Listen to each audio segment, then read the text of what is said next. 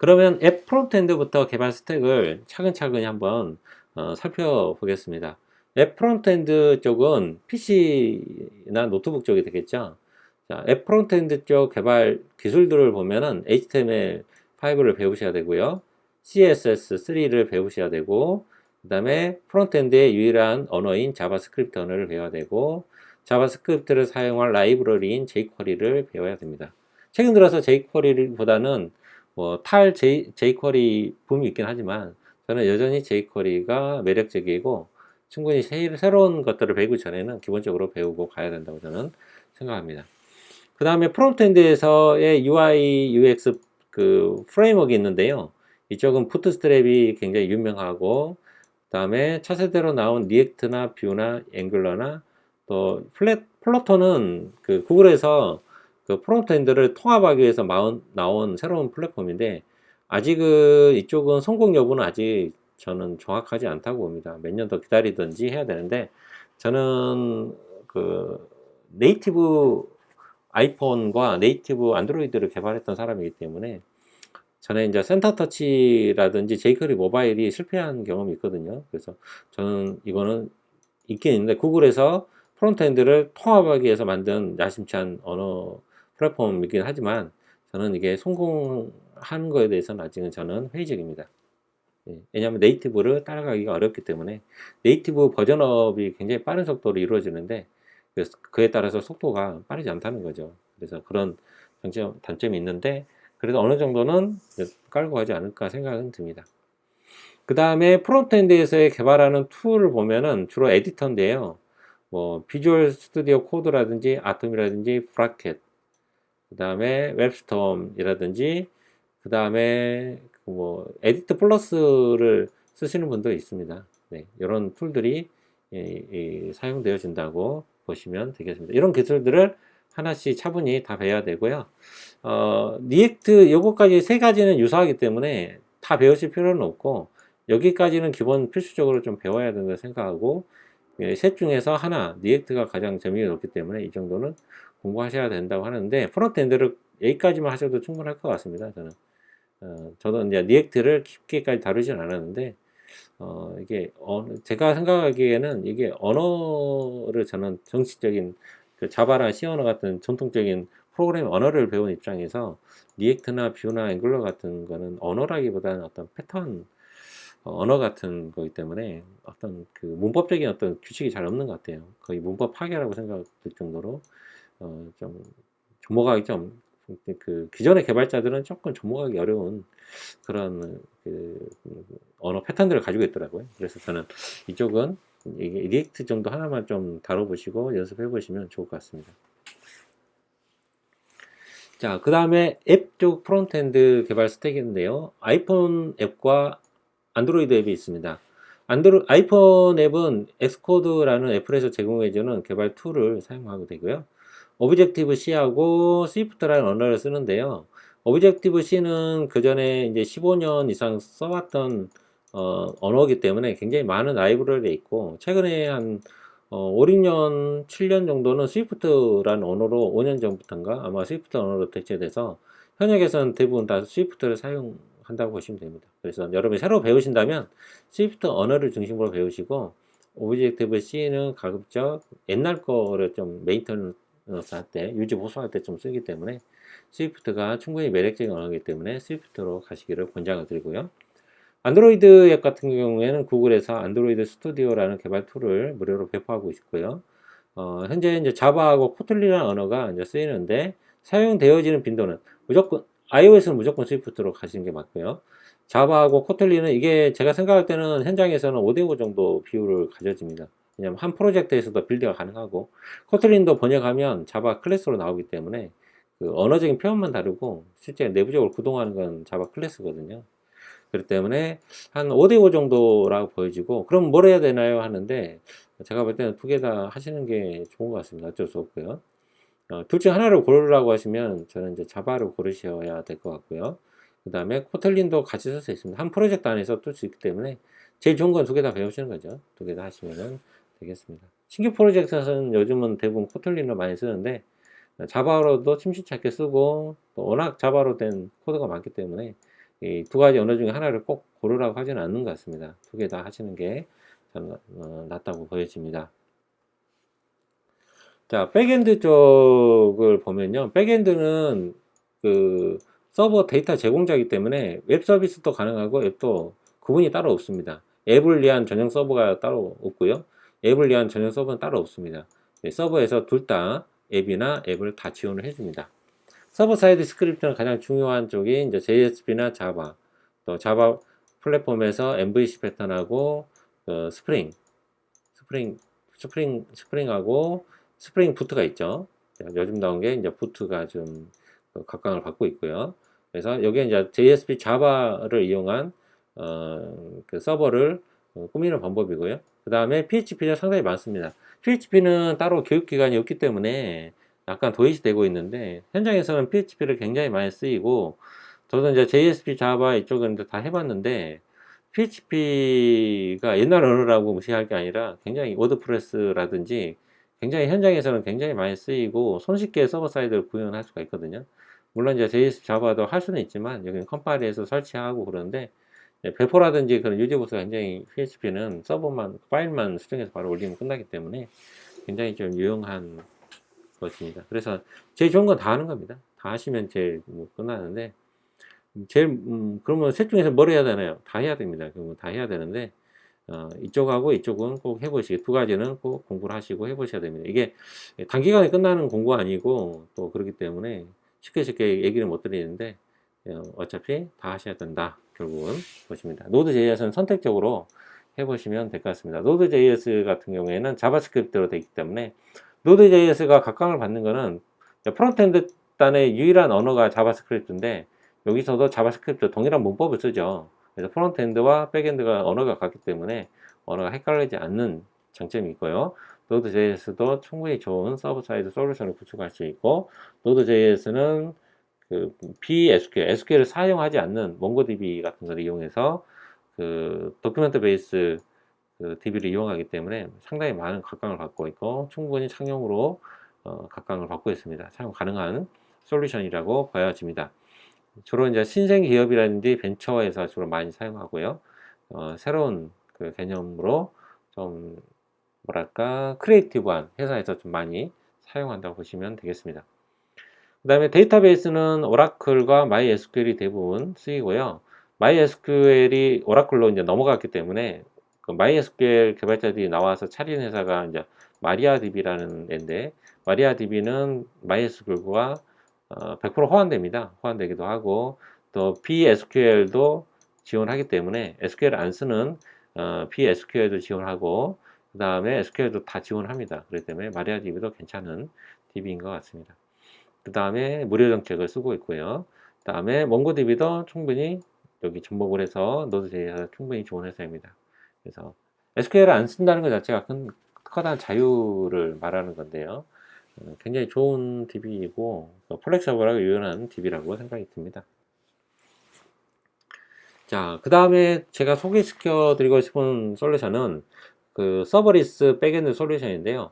서버리스 백엔드 솔루션은 원래는 요게 이제 통틀어서 이렇게 DB 서버 단을 구성하게 되는데 요것을 하지 않고 서버 임대나 호스팅을 하지 않고 구글에서 만든 그 백엔드 전용 솔루션입니다. 파이어베이스라는 회사인데요. 이 파이어베이스라는 회사가 원래는 실리콘밸리의 벤처 회사였는데 굉장히 컨셉도 좋고 개발력도 좋아서 구글에 수천억에 이제 그 인수합병이 됐습니다. 판매가 됐죠. 하지만 개발자들은 명맥을 유지해서 계속해서 유지하고 괜찮은 회사인 것 같습니다. 구글에서 인수할 정도면 충분히 가능성이 있는 회사고 잘 유지 보수 관리되고 있는 것 같습니다. 파이어베이스는 서버리스, 서버가 LESS인데요. 서버가 없다는 거죠. 이제까지 서버 백엔드를 구성하려면 그 프론트엔드에서 백엔드로 이제 이렇게 구성을 할 때 일단 호스팅을 하죠. 예, 서버를 임대를 해야 되겠죠. 리눅스든 윈도우든 임대를 하고 서버를 사서 그 안에 뭐 DB 시스템을 깔고 서버 스크립트를 깔아서 이렇게 서버를 구축하게 되는데 이런 전체적인 비용들이 많다는 거죠. 서버를 임대하고 거기에 이제 환경 설정해야 되고 DB 구축하고 이런 것들을 이 서버 사이드 솔루션을 하나로 그냥 클라우드 서비스로 계정만 있으면 접속에 들어가서 언제든 쓸 수 있는 클라우드 솔루션으로 그 구글이 만들어 버렸습니다. 그래서 파이어베이스 솔루션에 대해서도 관심이 많고 실제로 이제 솔루션을 만들어서 제품화도 해보았고 강의에서도 많이 사용하고 있습니다. 그래서 저는 안드로이드나 아이폰 그 강의를 할 때 이렇게 앱 강의를 하기 때문에 서버 사이드를 잘 모르거든요. 그래서 서버 사이드를 하려면 JSP라든지 그 다음에 PHP를 하려면 프론트엔드까지 하는데 백엔드까지 하려면 죽어라 합니다. 너무 힘들다고 합니다. 그렇기 때문에 서버 사이드를 조금 쉽게 간편하게 할 수 있는 파이어베이스 솔루션을 이용해서 저는 포퍼를 만들도록 이렇게 수업을 하고 이용하면 성공적으로 잘 됩니다. 잘 되어 있고요. 그 다음에 파이어베이스 솔루션은 그 가장 큰 것만 조금 얘기를 드리면 실시간 데이터베이스가 있습니다. 이쪽은 SQL을 쓰지 않는 몽고DB와 같이 비SQL 기반입니다. SQL을 쓰지 않고 도큐멘트 베이스로 클래스를 다이렉트로 집어넣어 버릴 수가 있습니다. 그래서 데이터를 넣고 빼는 게 그 내부적 솔루션 라이브러리도 잘 돼 있어서 SQL을 쓰지 않고도 쿼리 안 날려도 그 클래스에 있는 데이터를 그대로 넣는다든지 딕셔너리에 있는 데이터를 그대로 넣는다든지 그런 식으로 코드와 호환성이 굉장히 좋습니다. ORM이라고 그러죠. 오브젝트 릴레이티브 매핑인가요? 네, 그런 ORM이 잘 되어 있습니다. 그래서 이런 솔루션이 잘 되기 때문에 충분히 짧은 시간 안에 데이터베이스를 구성할 수가 있어요. 굉장히 쉽습니다. 거의 1시간이면 끝납니다. 네, 뭐 접목하는 것까지요. 그 다음에 인증이라는 거는 로그인 회원 가입을 알아서 지원해 준다는 거죠. 어떤 백엔드 솔루션은 로그인 회원 가입이라고 하면 어떤 솔루션이든 다 있죠. 어떤 회사든 똑같은 일을 똑같이 하고 있다는 거죠. 첨부되면 첨부된 회사가 서버 임대하고 로그인하고 패스워드 확인하고 회원가입까지 1000번의 회사가 1000번 똑같은 일을 하고 있다는 것이죠. 이런 것들이 좀 너무 비효율적이어서 인증이라는 것은 로그인과 회원가입을 여기서 지원해 주는 겁니다. 그래서 API 몇 번 호출로 간단하게 회원가입할 수 있고 그 다음에 인증도 할 수 있습니다. 물론 이제 이 인증도 좀 복잡한 건 복잡하더라고요. 보면은. 하지만 간단한 이메일 인증 같은 경우라든지 페이스북, 페이스북은 좀 복잡하고, 구글 아이디로 로그인 인증 같은 건 쉽게 되어 있습니다. 그래서 회원 가입이나 로그인 쪽을 간단하게 해줄 수 있는 솔루션이 되어 있고요. 그 다음에 클라우드 스토리지는 그 파일 업로드입니다. 업로드 스토리지 저장소를 제공을 해주고요. 그 다음 이미지 파일이나 바이너리 파일들 같은 것들, 음원 파일들, mp3나 웨이브 파일, WAV죠. 그 파일을 지원해 줍니다. 파일을 업로드, 다운로드 할 수 있게 해주고요. 그 다음에 호스팅 서비스도 지원해 주는데 여기는 Node.js 서버를 지원해 줍니다. 용량도 크고요. 또 파이어베이스는 어느 정도 일정 수준까지는 다 무료입니다. 무료이기 때문에 계정이 한 10개 정도 되는데 10개의 앱을 만들면서 앱을 만들 수 있도록 지원해 주고 어느 정도까지는 트래픽이 많이 발생하기 전까지 다 무료입니다. 그렇기 때문에 충분히 학생들 입장에서 포트폴리오 할 때는 좋고요. 그 다음에 유료로 전환하더라도 충분히 저렴합니다. 제가 유료로 해봤는데 그 종량제이기 때문에 사용한 만큼만 지불하고 비용이 리즈버하기 때문에 비용도 굉장히 저렴한 편입니다. AWS보다는 훨씬 저렴하고요. 또 일반 호스팅 비용하고 비슷하게 비용이 싸다고 생각이 듭니다. 그 다음에 성능 모니터링, 앱 성능을 모니터링 해줍니다. 이런 것들은 뭐냐면 앱의 속도라든지 중간에 크래시 돼서 죽어버렸다든지 그럴 때를 전체적으로 모니터링 해줍니다. 이런 것들도 서버 개발자가 자체적으로 만들던 거를 구글이 뭐 1000개 회사가 1000개 똑같은 걸 만들 필요 없잖아요. 그러니까 공통적인 모드를 기능을 제공해 주는 겁니다. 애널리틱스는 분석 툴인데 어떤 사용자의 이용 패턴이라든지 로그인, 화면 이동, 버튼 클릭, 사용자의 이용 패턴이라든지 또 언제 죽었다든지 또는 언제 켰고 언제 껐고 언제 들어왔다 뭐 그런 전체적인 사용자의 이용 패턴이나 이것을 이제 마케팅 정보를 사용하는 거죠. 마케팅 정보를 사용하기 위해서 분석을 해야 됩니다. 어떤 버튼이 자주 눌렸고 대문에서 주로 어디로 사용자가 이동하는 화면 이동 패턴을 알아본다든지 그래서 작은 회사는 아닌데 큰 회사들은 다 애널리틱스를 사용하고 있습니다. 왜냐하면 사용자의 이용 패턴을 알아야 되기 때문에 그래야 마케팅에 적용할 수 있기 때문에 쓴다고 보시면 됩니다. 자, 클라우드 메시지는 요거는 푸시 알람을 말합니다. 푸시 알람 많이 오죠. 그래서 1000회사가 1000개 다 푸시 알람 서비스로 돌리는데 그러지 말고 요거 기능 만들어놨으니까 갖다만 쓰라는 거죠. 그래서 이것도 지금 잘 해놨죠. 그래서 푸시 알람 서비스라든지 원격 구조, 새 버전을 배포하지 않고 앱을 수정하겠다는 건 큰 장점이죠. 자, 이거를 사용해보지는 않았는데, 요게 된다면 굉장히 좋은 기능 같습니다. 항상 기능이 업데이트되면, 새롭게 사용자가 업데이트를 해야 되잖아요. 그게 불편한 일인데, 원격 구성으로 자동적으로 앱을 수정하고 업데이트 할 수 있다는 건 좋은 장점인 것 같습니다. 그래서 이쪽 화이어베이스 솔루션에 대한 강의도 계속해서 올릴 생각이고요. 굉장히 좋습니다. 그 다음에 상용으로 어떤 솔루션을 배포하더라도 괜찮은 것 같고, 제가 생각할 때는 JSP, 자바도 괜찮고요. PHP도 괜찮고, 노드.js도 괜찮습니다. 노드.js 괜찮고, 파이어베이스도 괜찮은 솔루션입니다. 하나의, 제가 이제 실제로 써보면서 단 한 가지 단점은 뭐냐면, 이게 서버가 우리나라에 있지 않고요. 저기 가장 가까운 데가 아마 홍콩 정도나 일본에 있습니다. 일본. 그 때문에 약간 속도가 느린다는 단점이 있습니다. 예, 약간 1초, 0.2초 만에, 0.2초 만에 이제 와야 될 것도 약간 느리다. 1초 정도 약간 느리다는 게 있는데, 인내할 만하고 참을만 합니다. 향후에는 이제 서비스가 좀 더 본격화되면 우리나라에도 서버가 들어오리라 예상이 되고요. 그거 하나 빼놓고는 나머지는 굉장히 기능이 간편하고, 특히 여러분이 서버 사이드를 공부 안 하고 나는 프론트엔드만 하겠다. 웹 쪽이나 프론트엔드 앱이나 안드로이드 앱 또는 아이폰 앱만 하겠다 그러면 서버 사이드를 신경 안 쓰려면 이쪽으로 오시면은 됩니다. 그래서 이쪽에 대한 강좌도 이제 많이 있는데 저도 이제 강좌를 생각해서 계속해서 올릴 생각입니다.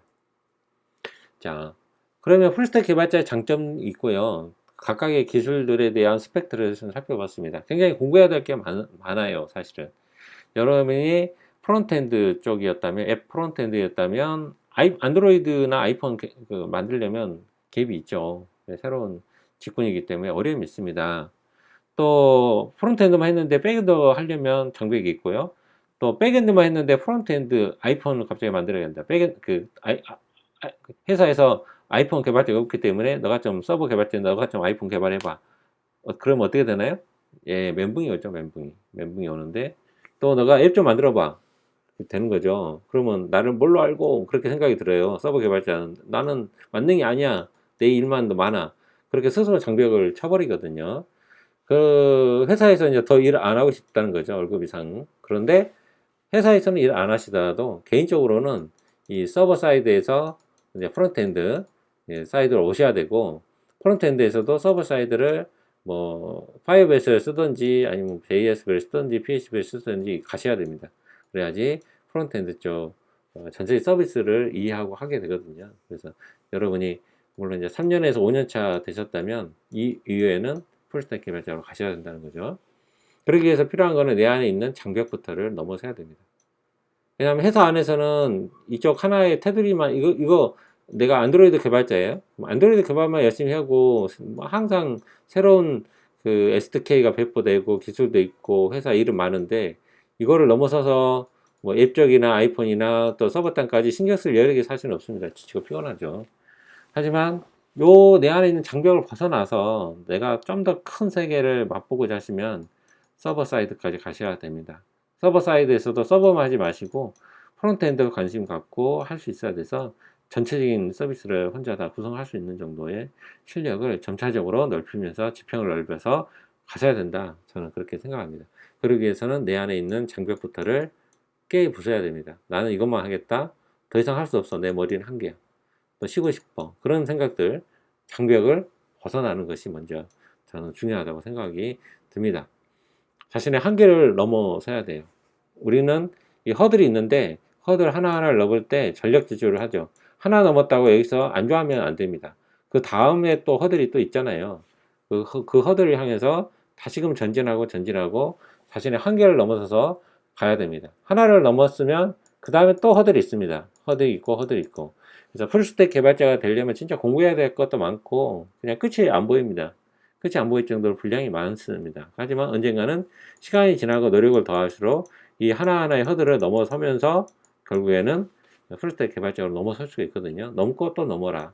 넘어지면 쉬었다 까짓 거 그렇게 써놨는데 그죠. 좀 지치고 피곤하면 좀 쉬었다 오시고 또 공부하고 또 공부하고 하다 보면 언젠가는 다 배우게 됩니다. 예, 빠질 거 시간이 해결해 주는 거죠. 그래서 포기치 않고 계속 하시면 되겠습니다.